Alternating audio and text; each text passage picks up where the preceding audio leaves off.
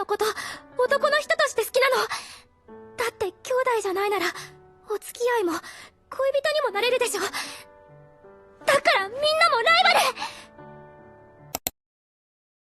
Okay, so this is obviously weird, and I hope I don't need to explain to you why.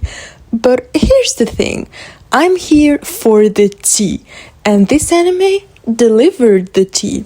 The Shiunji Family Children is a fairly recent anime adaptation of a manga written and illustrated by Reiji Miyajima, and I wonder what else did he write?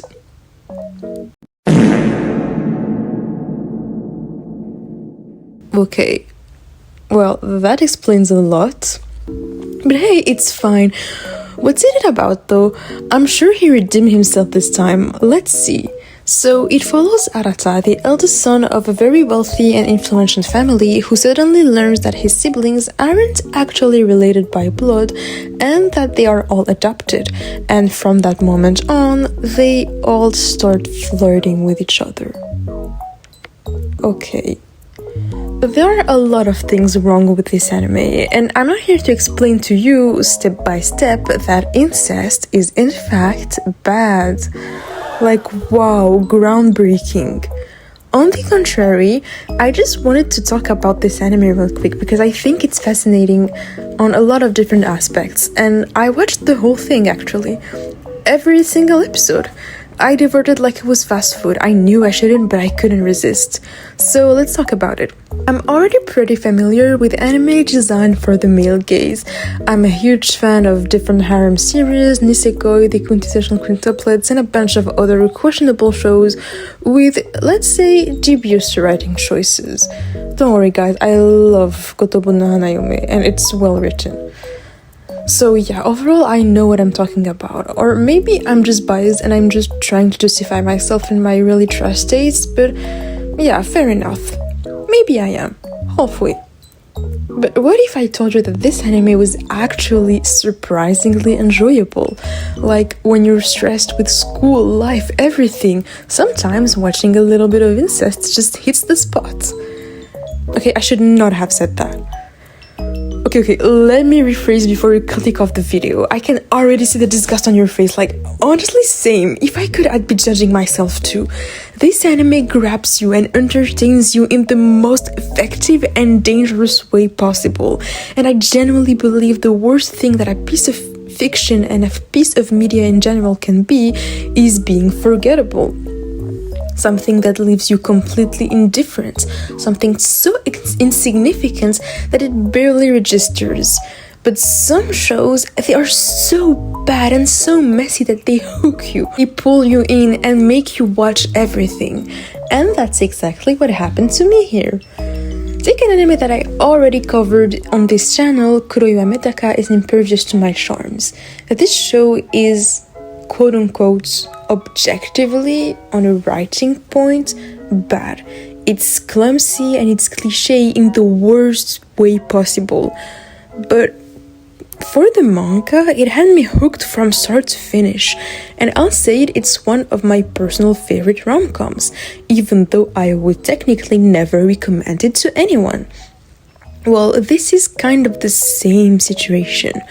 The concept is honestly nauseating. What I think could have been a wholesome slice of life about family bonds turns into a show that romanticizes and fetishizes incestuous relationships, just without the bull relation, which is apparently the acceptable line. Brother, nothing is acceptable here, come on. I should hate it, but my brain just wouldn't let go. I watched everything, not for the romance and not for the emotions, but for the drama, guys, the drama. First of all, visually, the anime looks amazing, you gotta admit it.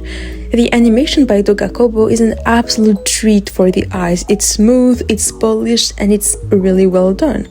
The character designs are gorgeous. Each character has a distinct identity and presence. Even the family dog has drip. And the protagonist, he's actually kind of attractive, which, let's be honest, is rare for harem leads. And can we talk about the design of Banri? She's absolutely stunning. Both the opening and ending are also excellent, and overall the production quality is way too high for an anime like this.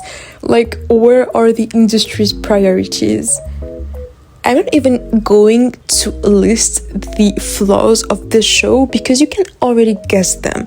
Sexualization of underage girls, except for Banri, I guess that she gets the pass for this, even if it's just useless fan service. The male protagonist struggling with his urges because of course he's a man and a man can't control himself in front of girls, especially his little sisters. Like, why are you attracted to your own sister, my guy? Anyway. And then there's of course the messy writing, characters acting irrationally just to create artificial tension, girls falling for their literal brother the second they find out they're not blood related even though they literally grew up together. Yeah, it's that kind of show. So instead, let's talk about what actually made this enjoyable.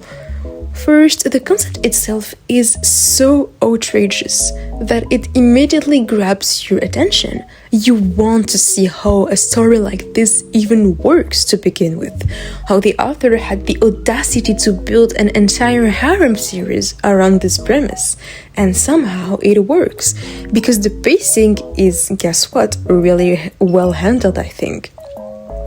There's one word that sums it all up. It's tension. Everything is designed to keep you hooked. Every episode ends up on a cliffhanger that leaves you stunned, and you just have to know what happens next. To sum it up, watching an anime whose main theme is a romance between siblings should, I hope, disgust anyone. But this might surprise you and probably get me into trouble, but I'll admit that the fact that these aren't real actors and it's just drawings, I think it made it easier to watch for me. If this were a live action series with real actors, which I don't watch much anyway, it would have been like way more uncomfortable because it would feel a lot more real and therefore disturbing. Since it's animated, it softens things a bit and kind of masks how problematic it obviously is. That said, you don't watch this anime for the romance development, and there are other aspects that made the experience much more engaging. It belongs to that very specific category of anime that are technically mediocre but still incredibly entertaining. It reminds me of something like Nagatoro-san. It has a huge fan base and I used to be a fan of it too. But with kind of like, I was reflecting on it and I realized that it wasn't really for me. Even if it's entertaining, the premise is still a heavy romanticization of bullying, especially in the early episodes, and I know it softens later and becomes a more standard rom-com, so it feels almost like clickbait. But here, you can't really do that with incest. This sounds wild, I know. If you introduce incest, you kind of have to commit to it, unless at the end it turns out that there was no actual romance and everything was a misunderstanding, which I honestly hope for, but I doubt it. Still, those episodes were pure entertainment and I was never bored for a second, and that's something you have to acknowledge. Some characters are genuinely interesting. For example, I think that Banri has a compelling storyline about her future career. She wants to become a nurse, which ties into her caring big sister personality. Beyond being obvious fanservice bait, she has a softness and kindness that make her more human than expected. But the best character for me was Minami. She actually has a real story arc. She's a tennis player preparing for a competition, but she injures her ankle by accident. Still, she pushes through because she doesn't want to disappoint her senpai and her family. In the end, things don't go as planned and she breaks down in tears. If you remove the romantic framing of this scene, it's genuinely well done. And it's emotional, touching. It almost made me cry, like seeing this girl who gave everything but still failed is really powerful. On the other hand, some characters are completely useless, like that one blue-haired smart girl. She exists purely for fan service and her scenes are really weird. She's basically there for weird camera angles and I'd rather just not even talk about her. And then there's the most controversial character. The one who, in my opinion, actually made the whole experience even more entertaining and engaging, if you know what I mean. I think that Kotono is probably the most interesting character to talk about. First of all, yes, she's definitely the one who leaves the worst impression on you, because at least if you're a normal person, it kind of irks me that she's the one who openly admits that she's attracted to her older brother. Kotono is the youngest of the family, and even though we're told that she's 15 in the first episode, since it's her birthday when the big reveal happens, her design and mannerisms are still very childish and infantilized. It fits the classic shy and clingy little sister emoto trope, introverted, lacking confidence, so yeah, it makes everything feel extremely uncomfortable. But let's move on, because I think that each character was clearly designed to embody a trope. Kotono is a bit like Mami from Rent a Girlfriend. You hate her, but she brings so much tension to the story that she makes every episode more interesting. Every time she appears, something happens, either a new reveal or a bold move, like when she openly admits that she sees her own sisters, as rivals, and that she decides to act on it. She's the one who steers chaos when everything was calm. She basically forces the other girls to confront their own feelings. Is this a good thing? No, but she definitely shakes things up. Early on, it's mentioned that Kotono already had romantic feelings for her brother. Oh my god, it's insane.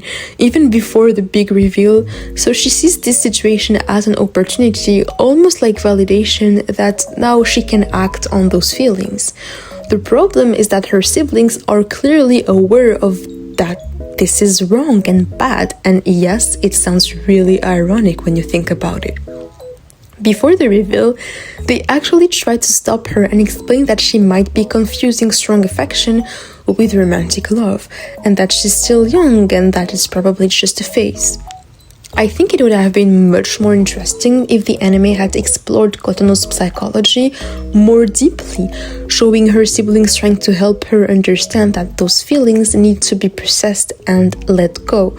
Maybe even showing her seeking help. It's a bit harsh to say, but making it clear that this is a forbidden relationship and that she needs to move on. Because honestly, and this might sound serious, but I'm sure that situations like this exist in real life, and people who go through that deserve help and not isolation. If you're struggling with harmful or inappropriate impulses, you should seek help instead of bottling up and hoping that it goes away. Otherwise, it could lead to actions that you can't take back. There are always solutions, remember. Anyway, back to Kotono as a character. Every time she appears, you're kind of glued to the screen.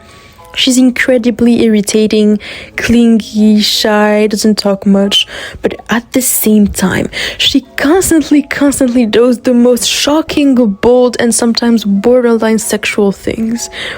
It's really uncomfortable, especially if you're watching this with someone else in the room. Like, don't do that. But one thing is certain, it's strangely fascinating to watch and maybe even a little bit addictive. Alright, I'm going to wrap up the section on Kotono, since she's clearly the one taking the most of my time. Overall, I'd say that she's really the reason I kept watching this trash anime. Towards the end, the show does something really interesting. Kotono has a conversation with her brother where she explained that she's always felt uncomfortable with herself and that having her brother by her side helped her feel better. So maybe there's hope for her to move on from her feelings, although I have a lot of doubts. Overall, I genuinely enjoyed what I watched, and if a season 2 comes out, I'd probably watch it too. Though I feel like the anime mainly served as a promotion for the manga, since no sequel has been announced, but we can still hope, if I can say that. In general, it's still good entertainment, and if you're not ashamed of watching anime that are completely wild and morally questionable, and let's say it, problematic, then honestly, you're not doing anything wrong. It's still fiction. I don't think that you should overthink it too much or feel ashamed. You can even admit that, yeah, this kind of anime can be enjoyable as a guilty pleasure.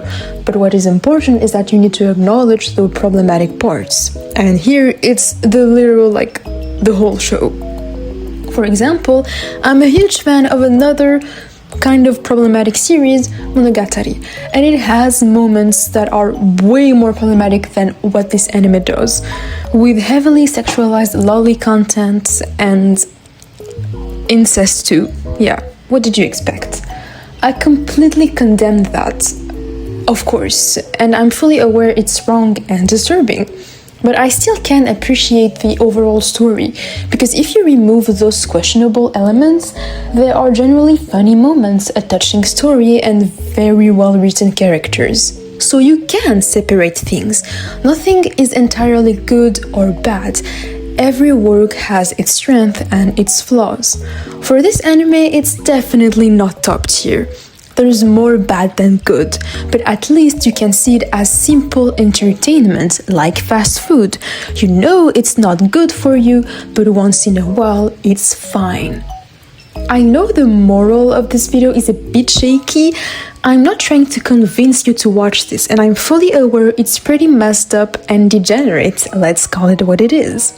But honestly, if you're looking for something to completely switch your brain off, like when you're watching reality TV, then go for it. It looks great, it's well animated, and it has some quintessential quintuplets vibes, even if the themes are different. I also wanted to point out the missed opportunities, topics that could have been explored in a much deeper way. And once again, I don't think that fiction should avoid themes like incest or other heavy topics just because they're morally wrong. On the contrary, that's exactly why they can be explored and analyzed and turned into something meaningful, which is obviously not the case here. That's it for me. Don't hesitate to subscribe if you want to hear me talk about more random stuff, and I'll see you next time.